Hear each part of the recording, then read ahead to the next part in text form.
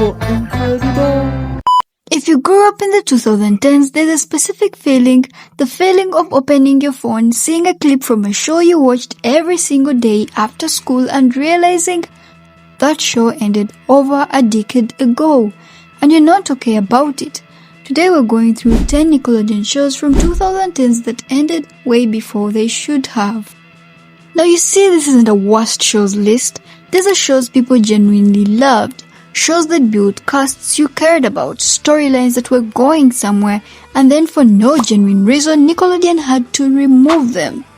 And some of these you instantly know, and some of them may surprise you. So first off, with show number 10, we're gonna start with Harvey Beaks.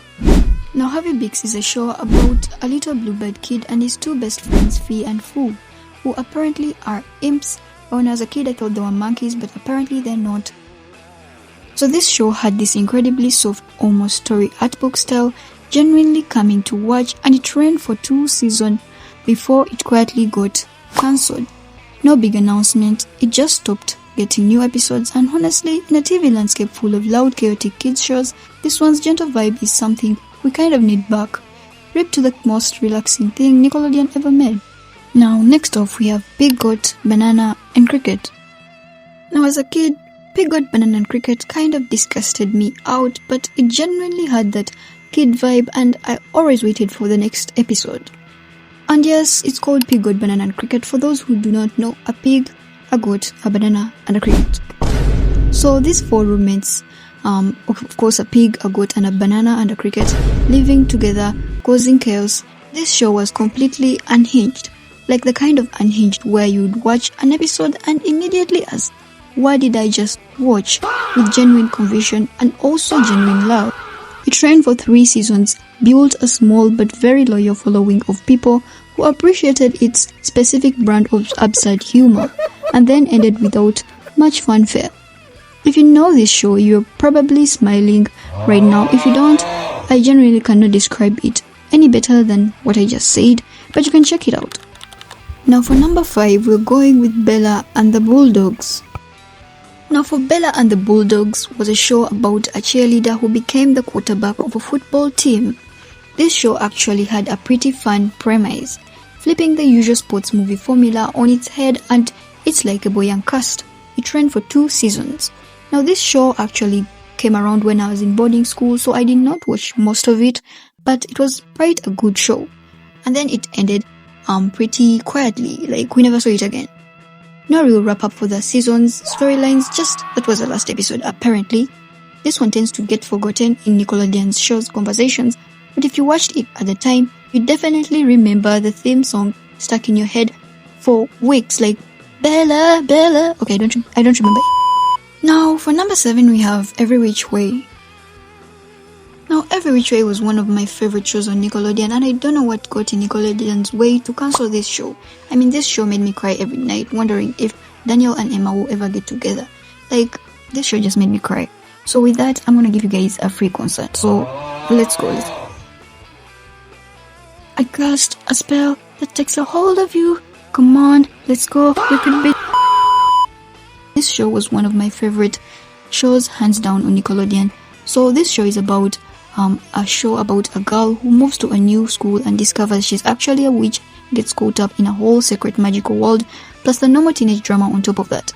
This show ran for 4 seasons, which is honestly a solid run, but here's the thing, the ending left a lot of major storylines hanging, magical rivalries, relationships, the whole secret witch society stuff. There was clearly more story to tell.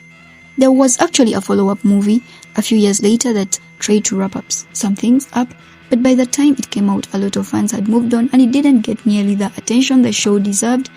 The witches just kind of faded into the background, which given the show might actually be thematically appropriate. I just miss this show. Alright, moving away from that, our next show will be How to Rock, which is number 7. Now How to Rock is a show about a girl who gets kicked out of her popular girl group and joins a band of misfits instead. This one is a bit of a deep cut, but if you watched it, you know the energy was immaculate.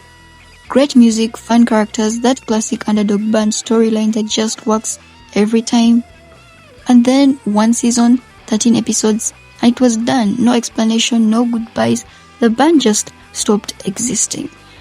This is one of those shows where, looking back, it's genuinely surprising it didn't get more seasons. It had everything a hit needed, except apparently more episodes. And fun fact, when I was watching through the show, I saw someone I had seen before, which is that guy from Rags. Now next up is Big Time Rush, which is number 5. Now Big Time Rush was a show about 4 guys who form a boy band after one of them gets discovered by a music producer. This show was massive. The band was real, they actually toured, released albums, the whole thing. It blurred the line between TV show and actual pop group in a way that felt genuinely unique. It ran for 4 seasons and ended in a way that felt like natural wrap-up for the show, but the fans never really let go. And years later, the real band reunited and started touring again, which is wild. So technically this one got an unexpected second life, but the show itself never got a proper "this is the end" moment. It just stopped and the music continued without the TV part, but it was a great show. So let's move on to Sam and Cat. So Sam and Cat is a crossover show combining 2 characters from 2 different huge popular Nickelodeon shows who become roommates and start a babysitting business together. On paper, this should have been an instant long-running hit. 2 beloved characters, huge built-in fan base, and great chemistry between the leads, and the ratings were great. This show was genuinely one of the most watched on the network at the time, and it only got 1 season. The reasons behind why it ended have always been a bit murky and complicated. Definitely some behind-the-scenes stuff that went beyond just ratings, but from the audience's side, all we saw was a huge hit show. 1 season gone, no real finale, no "here's what happened to Sam and Cat's babysitting empire," just over. Now for number 3, we have Avatar: The Last Airbender. Now I know what some of you guys are thinking. This show got a really good ending. The creators planned it. It's considered one of the greatest animated series ever made. All true, but hear me out. This show built an entire world, nations, history, mythology, side characters. You would happily watch for 10 more seasons, 3 seasons for genuinely cinematic storytelling that ended on a high note, exactly as intended, and then nothing for years. No new animated series, no follow-up shows exploring this incredible world they had built. Just comics here and there for people willing to seek them out. A world this rich, this detailed, this beloved, and Nickelodeon just kind of left it on a shelf.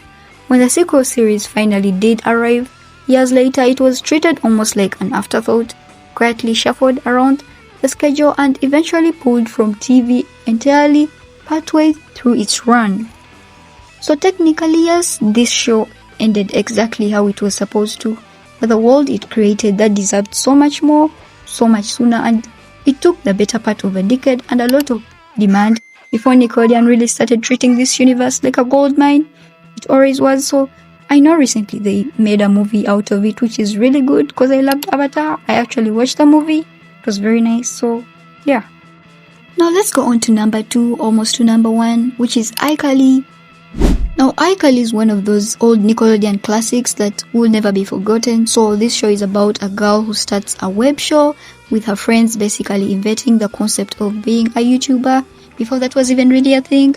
This show ran for 5 seasons, which is great, run by any standard, but the way it ended, the lead actress left midway through production of the final season due to real life experiences, and the show had to wrap up without her for the most of the stretch of the episodes.